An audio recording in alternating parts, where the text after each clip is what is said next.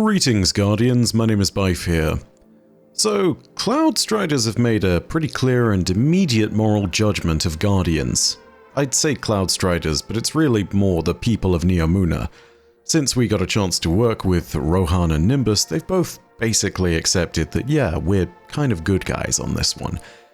However, there's still a pretty mean-spirited take that exists, although for quite legitimate reasons, within the population of Neptune. The verbiage they use to describe us is that of warlords of Earth, and that is something that has a lot of baggage and meaning to it. Warlords were around during the Dark Age, and they were light-bearers with some really quite terrible practices. They were the light-bearers who would use their powers for their own ends. They could do anything with that power, from murdering others that didn't bow to their rule, or hoarding resources, or simply becoming a roving bandit king. It could be anything. This assertion essentially states that Guardians are in fact associated with danger and are a group of people that the Neomuni can't really trust as a result. And you know what? For the early history of Earth and humanity after the collapse, that assessment was actually pretty fair. There was no easy way to tell if you could trust a Lightbearer or not. They could be an Iron Lord, they could just be a roving Lightbearer, they could be a Warlord, and there was no easy way to tell. And so when it really came to those early days of the Dark Ages, yeah, it's kind of understandable that they'd hold this opinion. But then again, the Dark Age was a long time ago, the City Age has come and passed, and this new Golden Age, which has led to the second collapse, has also created this new period where Guardians exist as a moral authority, although that moral authority is in itself kind of questionable. The point is that regardless of where we are now, and the fact that the moniker of Guardian has been pretty well earned, this didn't stop the authorities in Neomuna from pretty quickly referring to us as warlords upon our arrival, although there was some pushback. With Neomuna Civil News, I'm Jisoo Calorondo. Earth representatives today objected to the identifier warlords, preferring the label Guardians. They claim that while they command similar powers, Guardians operate within a system of checks and balances overseen by the Vanguard. Critics remain skeptical, citing the Vanguard's apparent lax control over their membership and lack of accountability. Neomuna Civil News will provide updates as they become available.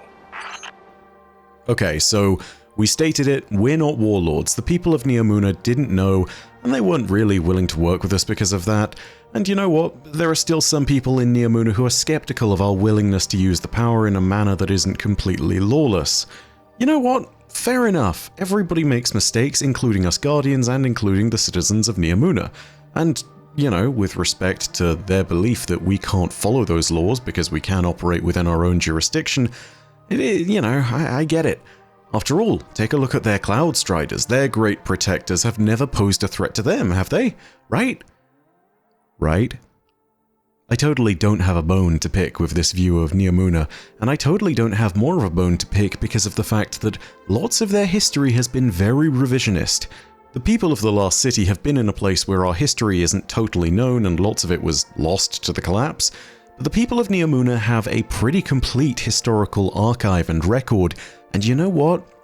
I'm gonna judge them for this historical revisionism that they really seem to like when it comes to all of these things, particularly when it comes to one portion of their history that includes a group of rogue Cloudstriders. Yeah, this is the point at which I want to point a finger and say your protectors are not so great either. Now again, don't get me wrong, this isn't in reference to modern Cloudstriders, just in the same way that their beliefs probably wouldn't be in reference to modern Guardians, but it does need to be pointed out, the people of Neomuna were not so perfect either. Our story really begins back in the days of Strider, the first amongst the ranks of the Cloudstriders. She was responsible for the creation of a machine called the Sidereal. This is the mechanism that allows new Cloudstriders to be augmented with nanites and created. Let's take a look again at what happens to Nimbus when they are elevated to the position of a Cloudstrider, and this gives us at least a little bit more context on what the Sidereal does. They emerge from the pod in a cloud of sublimated breath. Their eyelashes rimed with ice. Cryosleep stiffens their joints, and when they attempt to stand, their knees buckle. A massive hand dwarfs their own, pulling them upright. Time to get going, kid. They look up and up into the weathered face of a giant. It's Dara, old-timer. Rohan's stern features split into a smile. In the days to come, they will learn how rare a sight this is. There are no smiles to go around when the drills bore into bone until they taste marrow and the metal latticework replaces the dermis of their flayed open throat. As the cradle lowers them into the sidereal, the droning hum of a nonillion nanites fills their ears and drowns their fears. Dara burns and freezes and itches inside new skin. Each day is suffering. So tomorrow can live on. Dara's voice, resonant from new cybernetics, rings out as they complete the Cloudstrider's oath. Simulated applause fills the Hall of Heroes, swelling with the fanfare that follows. Hundreds of mobile platforms pack into the space, and thousands more people watch from the Cloud Ark. Hollow flowers cascade down over the room like confetti, and pukas dance in the rain of light. Rohan lifts them up, eye to eye with him. Their chest swells with pride, their body metamorphosed into something new, but always their own. And Nimbus takes their first step as a Cloudstrider. So being remade by the Sidereal is a pretty intense process. It'll break bones, replace skin, tear you apart from the inside, and fill you full of nanites. As the passage says, each day is suffering, but at the end of all that, the process is complete. A Cloudstrider says their oath, and they join the ranks of Neomuna's defenders. The process is one that clearly has gone on for many generations, and every time a new Cloudstrider is created, the process is refined into something more. Iteration creates things that are closer to perfection. All that is to say that in its early days, the process of creating a new Cloudstrider was very far from perfection. Improvements to this process came at a remarkable cost, and that process of steady improvement with great loss started with a figure known as Cedric Assur, a Cloudstrider. Her call sign was Maelstrom. Maelstrom. She was one of the city's greatest military leaders. Ended the Cobalt occupation before she even became a Cloudstrider. Maelstrom was a powerful figure within the history of the Cloudstriders because she represented a sort of apex of their military genius. A sort of revisionist history of her is taught to the children of Neomuna even to this day. Take a listen to what their kids' broadcasts have to say on the matter. 1, 2, 3. Eyes on me, niños. It's Thursday, and you know what that means. That's right, it is Cloudstrider Day. What do the Cloudstriders do? Right again, they keep us all safe. And how do we tell them thank you? By remembering them. Today, we will learn about Maelstrom. That's a new word, isn't it? Do you know what it means? A maelstrom is a big storm. A maelstrom is loud and scary, and it can cause a lot of damage. The Cloudstrider who picked Maelstrom as her call sign was also loud and scary. But she wasn't scary to us. She was scary to the Vex. She was a strong warrior who could fight as well as any of the Vex. But she was also a very smart leader who taught all the other people on Neptune how to defend ourselves. And do you know what she did? She started a special school called the Assur Academy. And you can go there today if you study hard and you want to learn to be a good leader like Maelstrom. They even train new Cloudstriders. But today, we mostly remember Maelstrom because she saved the whole city from the Uplift Coven. The Uplift Coven were humans, like you, but they were selfish and mean. Good people talk out their differences and find ways to fix their problems that help everyone. But the Uplift Coven hurt people and stole from people, and they all wanted to be Cloudstriders. Why shouldn't more people be Cloudstriders? That's right, because the Cloudstrider sacrifices. A Cloudstrider must have affinity, awareness, and altruism. You cannot be a Cloudstrider if you demand things from other people. Maelstrom made the Uplift Coven stop, and now we are very careful to teach everyone to be better citizens when they are young, because good children grow up into good adults, and even good Cloudstriders. That's all for today, niños.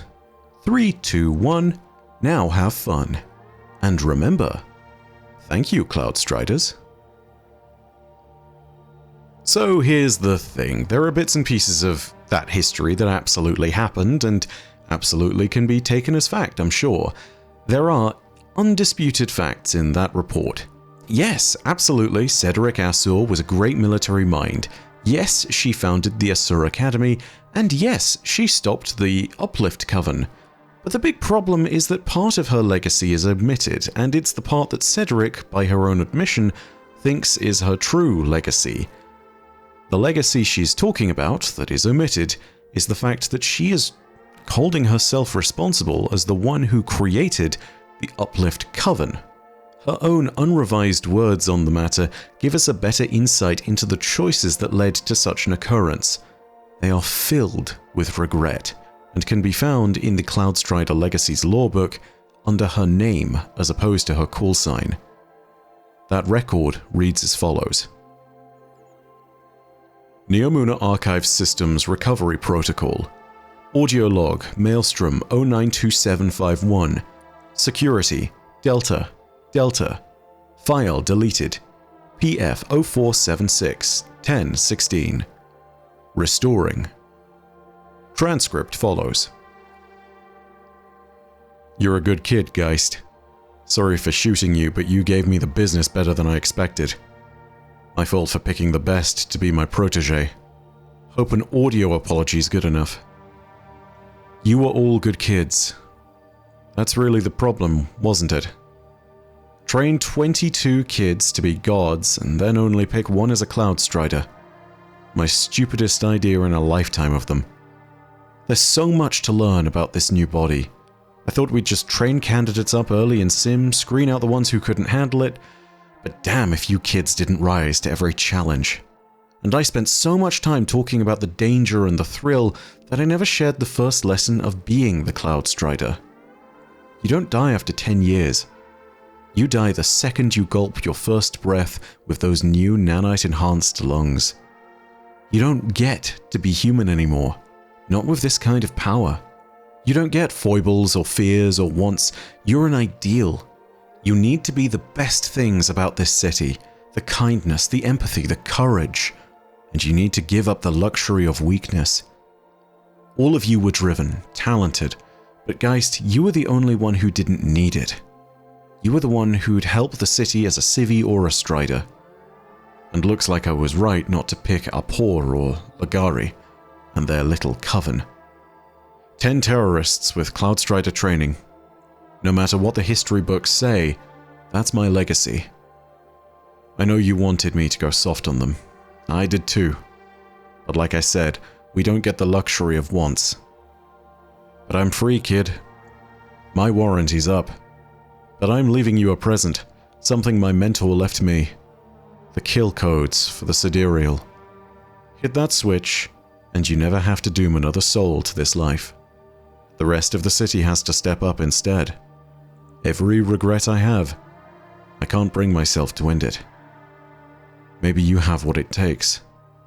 You can even blame me. I won't tell. So Cedric believed that her best course of action was to train many candidates to become potential Cloudstriders and then to pick just one. That plan obviously failed, and the selection of the next Cloudstrider came down to something intangible that training couldn't select or nurture. It came down to one's temperament. The other Cloudstrider candidates, such as Apor and Lagari, most definitely didn't have the correct temperament, given their initial reaction was to form the Uplift Coven, or was instead perhaps to take the Uplift Coven and commit them to terrorist actions. This is the problem with the ability to make superheroes. One could call it the Steve Rogers or Spider-Man or The Boys problem, but regardless, it all boils down to the same thing. An enhanced individual is one that will have every aspect of them enhanced, including their flaws. Every human has flaws, but Cloudstriders need to transcend those flaws and to become an ideal. In the end, the selection process for Guardians has proven less than perfect, but the selection process for Cloudstriders seems to also have had its fair share of flaws. At the end of the day, the Cloudstriders do have a code though, and perhaps it's what sets them apart. Affinity, altruism, and awareness. It takes the following to create an individual worthy of wielding such remarkable power. But the struggle it took to reach that code was clearly one hard fought. We don't know what the Uplift Coven truly got up to, but you can imagine the damage nearly a dozen Cloudstriders could do on one city. As the old saying goes, with great power comes great responsibility. And Apor and Lagari and all the other members of the Uplift Coven clearly disrespected Maelstrom's authority from the moment that she chose Geist to replace her. This is one of those moments at which I think it's crucial for us to understand, in spite of any moral superiority they might show, Neomuna has its own dark secrets. And it's nothing compared to us, I'm sure, but also, it shouldn't be stated in any regard that they are better than us. This is an undertone that I think lies within all of Neomuna's lore. This neon-soaked city, this seeming paradise in the stars, far away from all the wars of Sol, is still filled with human beings that are flawed and contemptful and jealous. This is something that I think we need to remember. All of humanity is imperfect, and in spite of their seemingly great city, even Cloudstriders have not always been so benevolent. So when someone in Neomuna goes ahead and calls you a warlord, remember that the Uplift Coven were warlords of their own making, and they were not chosen by some god arbitrarily. They were made. That is something the people of Neomuna have to live with.